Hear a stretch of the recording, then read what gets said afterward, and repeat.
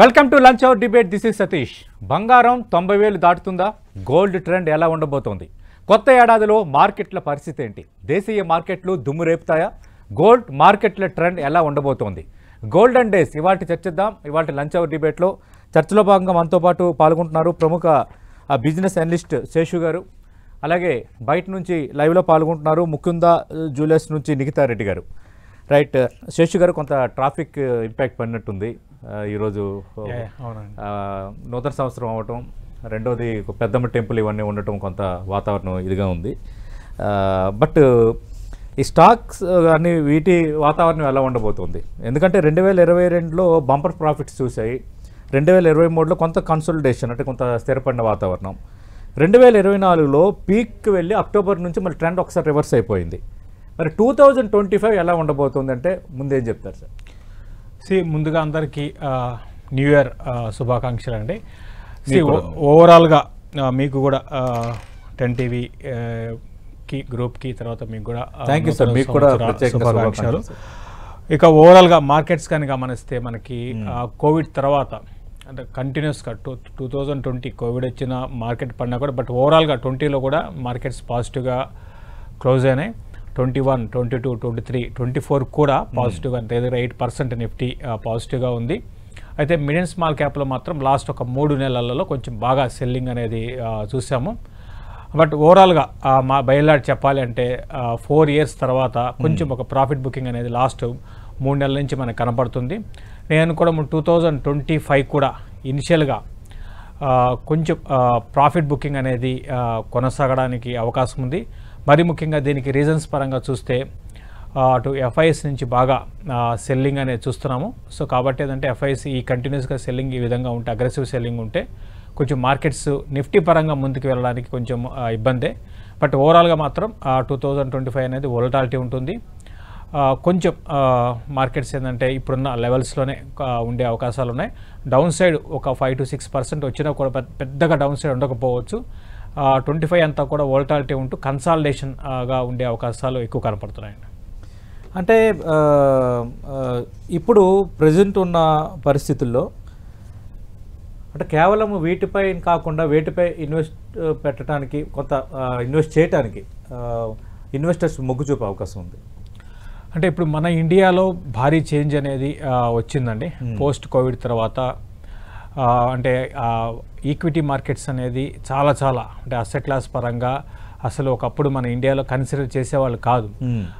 తర్వాత లాస్ట్ ఒక 2-3 ఏళ్ళుగా ఈక్విటీ మార్కెట్స్ వైపు విపరీతమైన క్రేజ్ అనేది చూసాము. చాలామంది స్టాక్ మార్కెట్స్లోకి రావడం చూస్తున్నాము. సో మరీ ముఖ్యంగా ఈవెన్ కోవిడ్ తర్వాత కోవిడ్లో వచ్చారనుకుంటే పొరపాటు. ఎందుకంటే లాస్ట్ 2 ఇయర్స్లో కూడా డిమాట్ అకౌంట్స్ ఓపెన్ కానీ మన ఇండియాలో కానీ గమనిస్తే భారీగా అంతకంత పెరుగుతూనే ఉన్నాయి తప్ప తగ్గడం అనేది లేదు. కాబట్టి నా ఉద్దేశం ప్రకారము సో ఈక్విటీలో ఇన్వెస్ట్ చేయడం అనేది బాగానే ఉంటుంది. కాకపోతే ఫండమెంటల్గా అవగాహన తెచ్చుకొని మాత్రం ఇన్వెస్ట్ చేయాలని చెప్తాను. ఒకవేళ మీకు అటువంటి అవగాహన లేకపోతే డైరెక్ట్గా మ్యూచువల్ ఫండ్లో ఇన్వెస్ట్ చేయమంటాను. తర్వాత ఏంటంటే ఎందుకు ఈక్విటీనే మొగ్గు చూపమంటానంటే ఓవరాల్గా అన్ని అసెట్ క్లాసెస్తో పోల్చుకుంటే ఎక్కువగా ఈక్విటీలోనే రిటర్న్స్ ఎక్కువ వస్తాయి. ఓకే. అయితే మరీ ముఖ్యంగా ఇప్పుడు ఈ మధ్య అంటే లాస్ట్ ఒక 4-5 ఇయర్స్లో మా ఈక్విటీ మార్కెట్ చాలామంది వచ్చారు. ఇంకా ఫ్యూచర్లో రావడానికి కూడా ఇంకా అవకాశాలు ఉంటాయి. దీంతోపాటు మన ఎకానమీ అన్నిటికన్నా ఇంపార్టెంట్ పాయింట్ ఏంటంటే మన ఇండియన్ ఎకానమీ అద్భుతంగా ముందుకు వెళ్తుంది. సో కాబట్టి ఏంటంటే ప్రతి ఒక్కరు కూడా ఈ ఎకానమీ గ్రోత్ స్టోరీలో పార్టిసిపేషన్ చేయాలి అంటే డెఫినెట్గా స్టాక్స్లో ఇన్వెస్ట్ చేయాలి. ప్రతి ఒక్కరు కూడా ఇన్వెస్ట్ చేయమని చెప్తాను. కాకపోతే ఏంటంటే అవగాహన తెచ్చుకొని ఇన్వెస్ట్ చేయండి. లేదంటే మీకు అవగాహన లేకపోతే మ్యూచువల్ ఫండ్లో ఇన్వెస్ట్ చేయడానికి ప్రయత్నించండి. అది కూడా ఎస్ఐపి లాగా ఇన్వెస్ట్ చేయడానికి ప్రయత్నించండి. రైట్. అంటే శేషు గారు, ఒక రకంగా 2024 గోల్డెన్ ఇయర్ అనాలి. ఎందుకంటే బంగారం దాదాపు 1979 తర్వాత ఒక ఆల్ టైమ్ రేట్ని చూసింది. ఖచ్చితంగా దానిపైన కూడా మనం మాట్లాడదాం. ముకుంద జ్యువెలర్స్ నుంచి నిఖితా రెడ్డి గారు కూడా మనతో డిబేట్లో ఉన్నారు. నిఖితా రెడ్డి గారు, 1979 తర్వాత 2024లో గోల్డ్ రేట్ ఒకే ఏడాదిలో అత్యధిక వార్షిక లాభాన్ని అందించింది. మరి ఇదే జోరు 2025లో ఉంటుందన్న అంచనా ఏమైనా ఉందా? మీ అంచనాలు ఎలా ఉన్నాయండి? Definitely sir. యాక్చువల్ గా 2024 లో ఎప్పుడు లేనంత అప్రిషియేషన్ చూసాము ప్రైస్ పరంగా. సో ఇయర్ స్టార్టింగ్ మనం జనవరి ఫిబ్రవరిలో చూసుండొచ్చు అయితే ఆల్మోస్ట్ 22 క్యారెట్ రేట్ 5500 600 ఆ రేంజ్ లో ఉండింది అనమాట. సో సడన్ గా మనకి 24 వచ్చేసి 62 63 ఆ లెవెల్లో ఉండింది. సడన్ గా మనం ఇయర్ ఎండింగ్ వచ్చేసరికి దేవర్ టైమ్స్ వేర్ 2024 లో ఒకనొక టైంలో అక్టోబర్ నవంబర్ టైంలో మనం 82,000 83,000 రేట్ వరకు అప్రిషియేషన్ చూసాం అనమాట. సో ఇంత స్పీడ్ గా ఇంత గ్రోత్ గా ఐ థింక్ 2024 లోనే జరిగింది. ఆల్మోస్ట్ 30% అప్రిషియేషన్ జరిగింది. సో డెఫినెట్లీ 2025 లో కూడా మేబీ ఆ పరంగా ఉండకపోయినా డెఫినెట్లీ మనకి అప్రిషియేషన్ అయితే ఉంటుంది అండి. సో మనకి గోల్డ్ సేల్స్ ప్రకారంగా కూడా చాలా చాలా ఇంప్రూవ్మెంట్ వచ్చింది. ఈవెన్ దో రేట్ పెరిగినాక కూడా స్టిల్ అదే ఇంట్రెస్ట్ తో అదే డిమాండ్ తో ప్రజలు ఇష్టపడి కొనుక్కుంటున్నారు. Because I feel they are taking gold as a very safe investment. Because appreciation అయితే that is the simple math. పెద్దగా క్యాలిక్యులేషన్స్ ఏం అవసరం లేదు, రేట్ పెరుగుతుంది కొనుక్కోవాలి అంతే. ఓకే, అంటే శేషు గారు ఇక్కడ మొదటి అర్ధభాగంలో గోల్డ్ రేట్లు ఎంసీఎక్స్లో 73,000కు పడిపోయే ఛాన్స్ ఉందంటున్నారు. నిజంగా అది కరెక్టేనా? అంటే ఎప్పుడు ఇన్వెస్ట్ చేయాలి? ఒకవేళ బంగారం మీద ఇన్వెస్ట్ చేయాలంటే ఎవరైనా ఒక మదుపరు ఎప్పుడు చేయొచ్చు? అంటే గోల్డ్ అనేది బై అండ్ లార్జ్ చెప్పాలి అంటే గోల్డ్ కూడా 2000 అంటే మరీ ముఖ్యంగా 2024లో బాగా పెరిగింది. కంపారిటివ్లీ ఈక్విటీ మార్కెట్స్తో కంపేర్ చేసుకుంటే గోల్డ్లోనే బాగా అప్రిసియేషన్ వచ్చింది. సో దానికి ముందంతా కూడా గోల్డ్ అనేది సైడ్ వేస్లో ఉందన్నమాట. గోల్డ్ పరంగా చూస్తే ఎలా ఉంటుందంటే ఈక్విటీ మార్కెట్స్కి ఆపోజిట్గా ఉంటుందండి. అంటే స్టాక్ మార్కెట్లు పెరుగుతూ ఉంటే గోల్డ్ పడాలి. అయితే లాస్ట్ 3 ఏళ్ళుగా దానికి భిన్నంగా అటు స్టాక్స్ పెరిగాయి, గోల్డ్ పెరిగింది. ఇక గోల్డ్ పరంగా కన్జంప్షన్ పరంగా కానీ గమనిస్తే గ్లోబల్గా ఫస్ట్ చైనా ఉంది, ఎక్కువగా చైనా కన్జంప్షన్ ఉంది. తర్వాత లాస్ట్ ఒక 2 to 3 ఇయర్స్లో మన ఇండియా అనేది చాలా ఫాస్ట్గా గ్రోత్ పరంగా అంటే కన్జంప్షన్ పరంగా మన ఇండియాలో కూడా బాగా ఎక్కువైంది. సెకండ్ హైయెస్ట్ వరల్డ్ వైడ్గా చూసుకుంటే మన ఇండియా అనేది సెకండ్ అనమాట గోల్డ్ కన్జంప్షన్లో.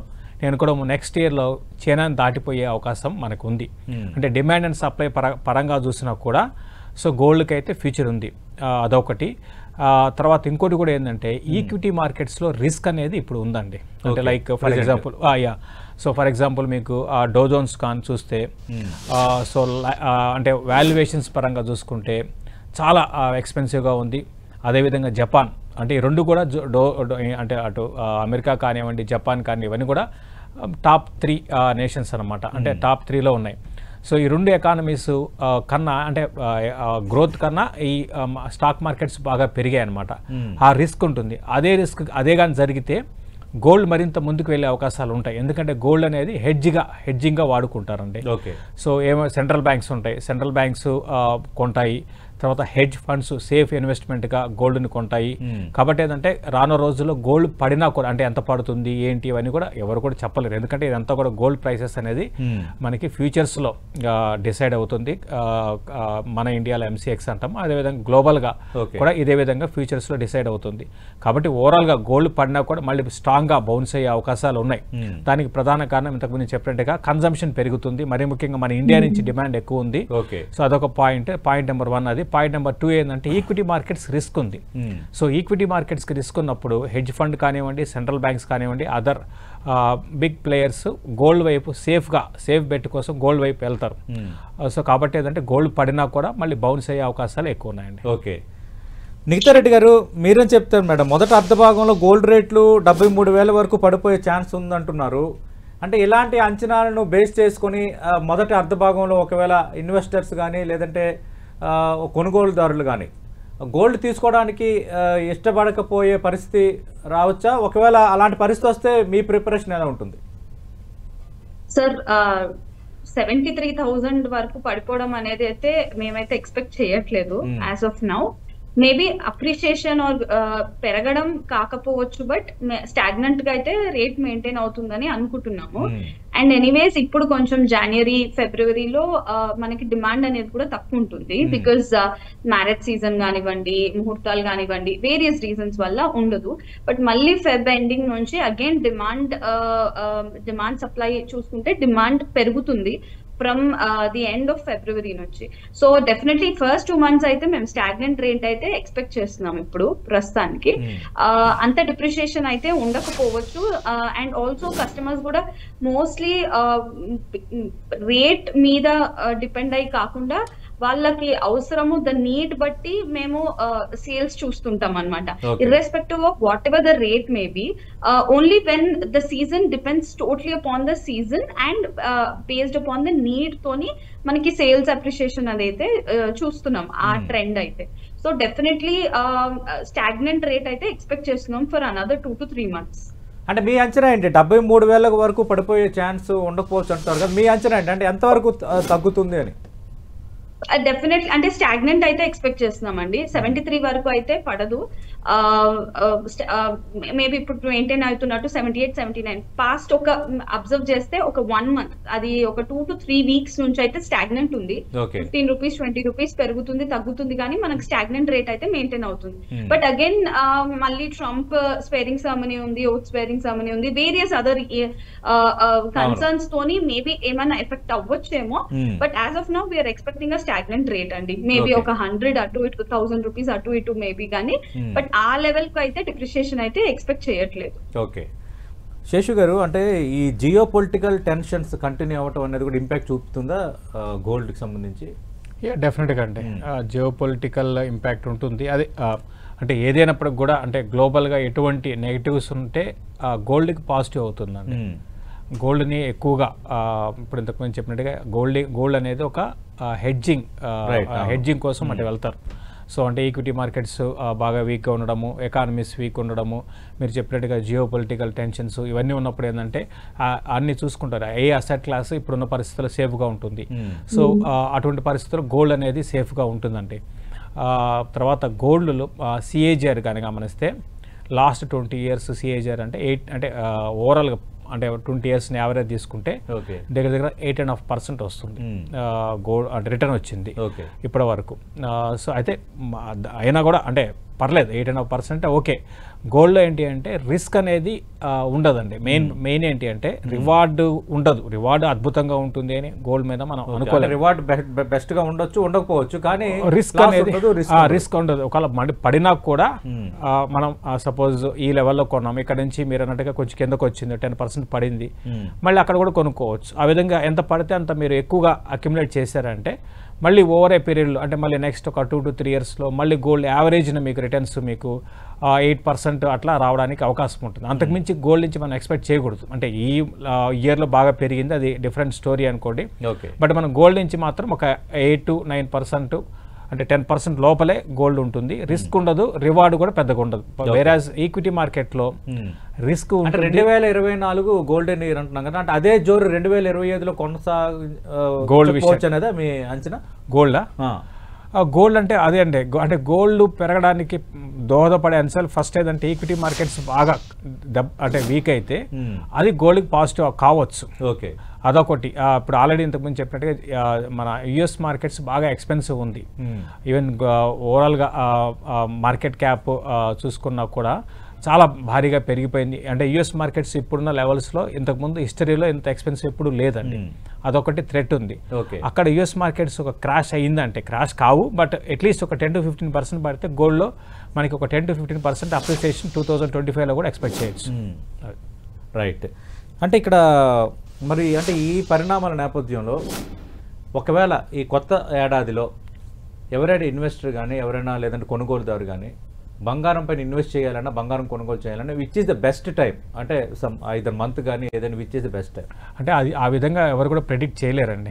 సి ఇన్వెస్ట్మెంట్గా పరంగా చూడాలి అంటే బెటర్ ఏంటంటే ఎస్ఐపి లాగా చేసుకోవచ్చు. ఓకే, ఈటీఎఫ్స్ ఉంటాయి. ఈటీఎఫ్స్లో ఓన్లీ ఇన్వెస్ట్మెంట్ గారు చెప్తున్నాను. ఈటీఎఫ్స్లో మీరు ప్రతి నెల కూడా మీరు ఎస్ఐపి లాగా చేసుకోవచ్చు. ఎందుకంటే ప్రైస్ అనేది ఎవ్వరు కూడా ఎగ్జాక్ట్గా ఇక్కడ ఇట్లా ఉంటుంది, ఇది కన్నా పడదు ఇదనే గోల్డ్ అనే కాదు ఏది కూడా. ఎందుకంటే అది స్పెక్యులేషన్ పెద్ద స్పెక్యులేషన్ జరుగుతుంటుంది. ఈ స్పెక్యులేషన్లో మనం ప్రైస్ డిస్కవరీ అనేది ఎక్కడ ఏ రోజు ఎలా ఉంటుంది ఏంటి అనేది ఎవరు కూడా చెప్పలేరు. కాబట్టి ఏంటంటే బెస్ట్ వే ఏంటంటే ఈటీఎఫ్స్లో ఇన్వెస్ట్ చేసుకోవడం బెస్ట్ అండి, ఎస్ఐపి లాగా. అది కూడా ఏంటంటే మీ టైం పీరియడ్ ఒక 3-4 ఏళ్ళు పెట్టుకుంటే నేను చెప్పినట్టుగా 8 to 9% రిటర్న్స్ కోసం బెస్ట్ అవుతుంది. Okay, right. నిఖితా రెడ్డి గారు, గోల్డ్ రేటు 2024లో ఆల్ టైమ్ హైక్ వచ్చింది కదా, మరి సిల్వర్ సంగతి ఏంటి? సిల్వర్ కూడా ఒకానొక టైంలో ఒక బెస్ట్ రేటుకు తాకిన నేపథ్యంలో ఈ 2025లో మీ అంచనా ఏంటి? 2000 ఇప్పుడు ప్రస్తుతానికి అయితే అరౌండ్ 92,000 అలా నడుస్తుంది సార్. బట్ డెఫినెట్లీ 1 lakh అయితే ఎక్స్పెక్ట్ చేస్తున్నాము appreciation. And it was like past 24 initial నుంచి ది ఎండ్ వరకు ఆల్మోస్ట్ అరౌండ్ 10,000 వరకు పెరిగింది. అంటే 84, 85 ఉన్న రేట్ మనకి 96, 97 వరకు కూడా చూసాం అనమాట. ఆల్మోస్ట్ 100 కూడా టచ్ అయింది. సో డెఫినెట్లీ గోల్డ్ తో పాటు కన్కరెంట్ గా సిల్వర్ కూడా అప్రిషియేషన్ ఉంటుందని మేము ఎక్స్పెక్ట్ చేస్తున్నాము. యాజ్ ఇట్ హ్యాపెండ్ ఇన్ 2024, 2025 లో కూడా ఈక్వల్ గా మనకి ప్యారలల్ గా కన్కరెంట్ గా మనకి అప్రిషియేషన్ ఉంటుంది. గోల్డ్ అండ్ సిల్వర్ అనేది ఎక్స్పెక్టేషన్ ఉంది. మీరేం చెప్తారు సిల్వర్కి సంబంధించి? ఈ రెండు కూడా ప్రెసియస్ మెటల్స్ అంటారండి. రెండు కూడా ట్రెండ్ ఒకే విధంగా ఉంటుంది. గోల్డ్ సిల్వర్ అనేది రెండు పెద్దగా అంటే గోల్డ్ పెరుగుతూ ఉంటే సిల్వర్ పడడం అట్లా ఉండదండి. అదేవిధంగా బేస్ మెటల్స్ అంటాం, అల్యూమినియం, కాపర్, జింక్, ఇదంతా కూడా వాటి ట్రెండ్ కూడా ఒకే విధంగా ఉంటుంది. కొంచెం అటు ఇటుగా బేస్ మెటల్స్ అది, తర్వాత ప్రెసియస్ మెటల్స్లో ఇప్పుడు గోల్డ్ సిల్వర్ అంటే ట్రెండ్ కూడా ఒకటే విధంగా ఉంటుంది. ఆబ్వియస్గా ఇప్పుడు దాకా చెప్పిందే మనం, గోల్డ్ పెరిగితే ఆటోమేటిక్గా కూడా సిల్వర్లో కూడా ఎంతో కొంత అప్రిసియేషన్ ఉంటుంది. సో ఓవరాల్గా సిల్వర్ కూడా సేమ్ అదే చెప్తారండి. గోల్డ్నే మనం బెంచ్ మార్క్గా తీసుకుంటే దాని తగ్గట్టుగా సిల్వర్ కూడా మూవ్ అవుతూ ఉంటుంది. ఓకే. అంటే శేషు గారు, కొత్తగా ఇన్వెస్ట్ చేయాలనుకునేవారు అంటే మీరు అన్నట్టుగా ఈక్విటీస్ కానీ గోల్డ్ ఇవన్నీ కాకుండా ఎటువైపు వెళ్ళే ఛాన్స్ ఉంది? ఎందుకంటే ఈ మధ్యకాలంలో మీరు అన్నట్టుగా కోవిడ్ తర్వాత ఈ బిట్ కాయిన్ వైపు వెళ్ళే వాళ్ళు ఉన్నారు. రియల్ ఎస్టేట్పై ఎప్పుడూ పెట్టుబడులు పెడుతూనే ఉన్నారు.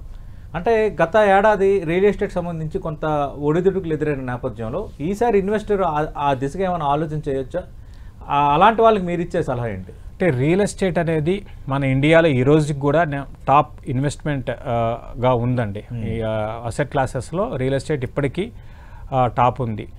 అయితే ఇక్కడ నుంచి మనం రియల్ ఎస్టేట్లో భారీ అప్రిసియేషన్ ఉండకపోవచ్చు అండి. ఎందుకంటే జనాల్లో వచ్చిన మార్పు, మైండ్ సెట్ అనేది చేంజ్ అవుతుంది.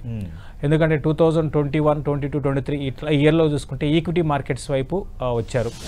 సో అక్కడ రిటర్న్స్ ఎక్కువ ఉంటాయి. ఎలా ఉంటుందంటే ఈరోజు ఒక మంచి కంపెనీ ఇన్వెస్ట్ చేస్తే అది ఒక 3-4 monthsలో 10%, 15% రిటర్న్స్ వాళ్ళ కళ్ళ ముందు కనపడుతున్నాయి. ఆఫ్కోర్స్ లాస్ కూడా అదే విధంగా ఉంటుంది.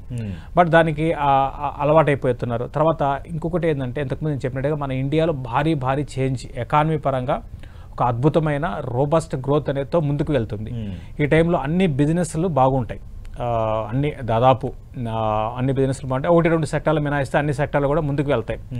కాబట్టి ఈ టైంలో ఏంటి అంటే ప్రైవేట్ ఇన్వెస్ట్మెంట్ అంటాం, అంటే కొత్తగా కంపెనీస్, అంటే ఎర్లీ స్టేజ్ ఇన్వెస్ట్మెంట్ అంటాం. అటువంటి వాటి వైపు నెక్స్ట్ 2 to 3 yearsలో మన ఇండియాలో మార్పులు వచ్చి అటు సైడ్ కూడా ఇన్వెస్ట్మెంట్స్ వెళ్ళే అవకాశాలు ఉన్నాయండి. అంటే అన్లిస్టెడ్ స్పేస్లో కానివ్వండి, తర్వాత ఎర్లీ స్టేజ్ ఇన్వెస్ట్మెంట్స్ కానివ్వండి, ఇటువంటి వాటిలో కూడా ఒక భారీ మార్పులు వస్తున్నాయి. మనం చూస్తే 2024లో 1,60,000 కోట్ల మనకి ఐపీఓ ద్వారా ఫండ్ రైజ్ అయింది. అంటే ఇంత 1,60,000 కోట్లు ఐపీఓ ద్వారా ఫండ్ రైజ్ అయిందంటే ఎంత డబ్బు రీటైల్ ఇన్వెస్టర్స్ నుంచి చూసాము. అట్ ద సేమ్ టైం నేను అనుకోవడం ఏంటి అంటే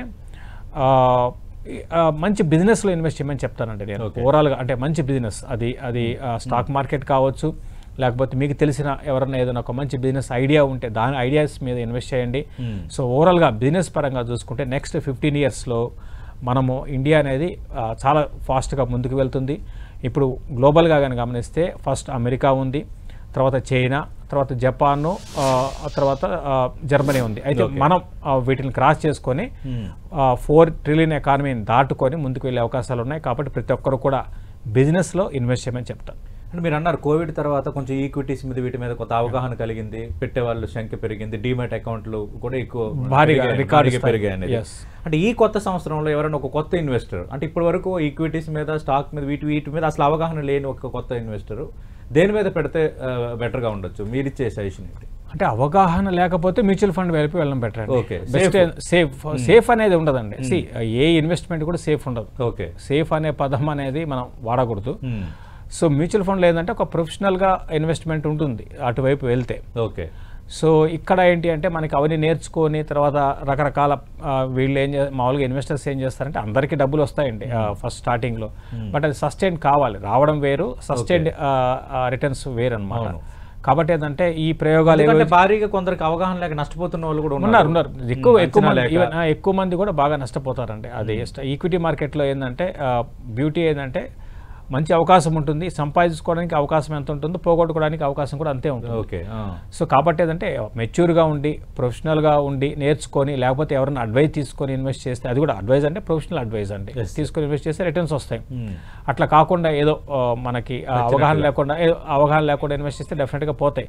కొత్తగా ఇన్వెస్ట్ చేయాలనుకునే వాళ్ళకి ఒకటే చెప్తాను, ఎస్ఐపి లెక్క ఎస్ఐపిలో మ్యూచువల్ ఫండ్లో ఇన్వెస్ట్ చేయమని చెప్తానండి, బెస్ట్ కొత్తగా వచ్చే వాళ్ళకి. ఓకే.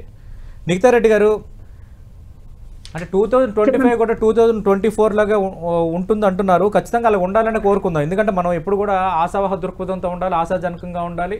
దాని ఇంపాక్ట్ అనేది భారత మార్కెట్ పైన, భారత ఆర్థిక వ్యవస్థ పరిపుష్టం కావడం పైన ఉంటుంది.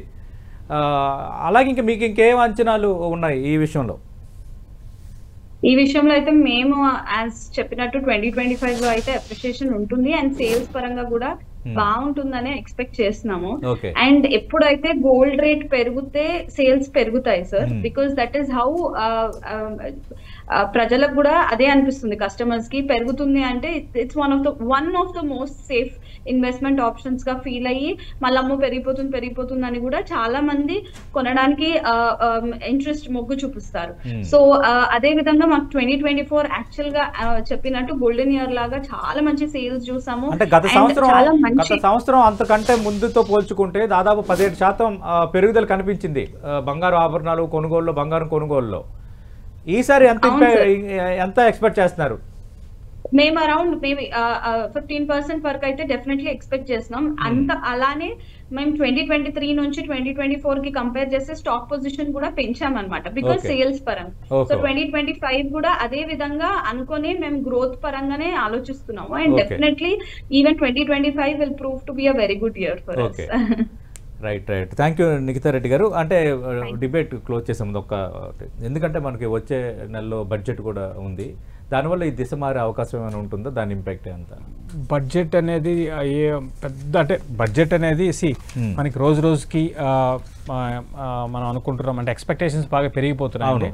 సో కాబట్టి ఏంటంటే బడ్జెట్ లో ప్రకటించాల్సిన కూడా ముందుగా ప్రకటించారు ఈరోజు కిసాన్ సమ్మాన్. అవును. సో కాబట్టి ఏంటంటే అది పెద్ద ఉండదు, బట్ ఓవరాల్ గా ఇప్పుడు ప్రస్తుతానికి లాస్ట్ ఒక 3-4 months గా ఎకానమీ కొంచెం డిప్ లో ఉంది. ఓకే, ఎందుకంటే 3 years కంటిన్యూస్ గా అక్టోబర్ నుంచి ఎకానమీలో ఒక అద్భుతమైన కోవిడ్ తర్వాత V-షేప్ రికవరీ తర్వాత ఒక చిన్న డిప్ వచ్చింది. ఓకే. సో ఇది నేను అనుకోవడం ఒక 1 or 2 months లో మళ్ళీ కొంచెం మళ్ళీ బౌన్స్ అయ్యే అవకాశాలు ఉన్నాయి. అంటే 2 quarters ఆల్రెడీ మనకు కొంచెం డిప్ వచ్చింది కాబట్టి నెక్స్ట్ క్వార్టర్ మళ్ళీ బౌన్స్ అవుతాం. కాబట్టి బడ్జెట్ అనేది బాగానే ఉంటుంది బై అండ్ లార్జ్. ఎక్కువగా ఇన్ఫ్రా ఒకటి, రైల్వేస్ ఒకటి రిలేటెడ్ వాటికి మంచి బడ్జెట్ లో అలొకేషన్స్ ఎక్కువ ఉండే అవకాశాలు ఉన్నాయి. రైట్. థ్యాంక్ యూ శేషు గారు. థ్యాంక్ యూ నిఖితా రెడ్డి గారు. 2024 లాగే 2025 కూడా గోల్డెన్ ఇయర్ కాబోతుంది. ఖచ్చితంగా బంగారంకి సంబంధించి ఎలాంటి అనుమానాలు పెట్టుకోవాల్సిన పరిస్థితి లేదు. ఒక రకంగా పెట్టుకున్న రివార్డ్స్ లేకపోయినా సేఫ్ జోన్లో ఉండే అవకాశమే ఉంటుందని నిపుణులు చెప్తున్నారు. At the same time equities మీద డిపెండ్ అయ్యే అవకాశం ఉంటుందంటున్నారు. అలాగే కొత్త ఇన్వెస్టర్స్ ఎవరు వచ్చినా ప్రారంభంలో సిప్ అంటే మ్యూచువల్ ఫండ్స్లో మాత్రమే చేయాలి, పూర్తి అవగాహన కల్పించుకుని రంగంలో దిగాలి.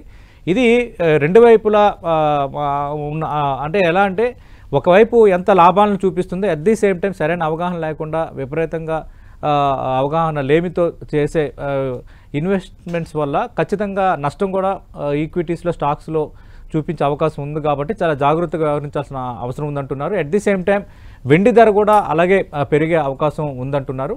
బట్ ఏదేమైనా ఓవరాల్గా మార్కెట్కి సంబంధించి అంత మంచి రోజులు రావాలని కోరుకుందాం, ప్రజలకి ఉపయోగం కలగాలని కోరుకుందాం. At the same time Indian economy పరిపుష్టి కావడానికి కూడా ఇది ఒక ఉత్పాదకంగా పనిచేయాలనే మనం స్పెసిఫిక్గా కోరుకుందాం. ఏదేమైనా ఇన్వెస్ట్మెంట్ చేసేటప్పుడు దేంట్లోనైనా అటు ప్రొఫెషనల్తో వాళ్ళతో చర్చించి అలాగే పూర్తిగా అవగాహన ఏర్పరచుకుని మాత్రమే ముందుకు వెళ్ళాలని నిపుణులు సూచిస్తున్నారు. ఇది వాటి లంచ్ అవర్ డిబేట్.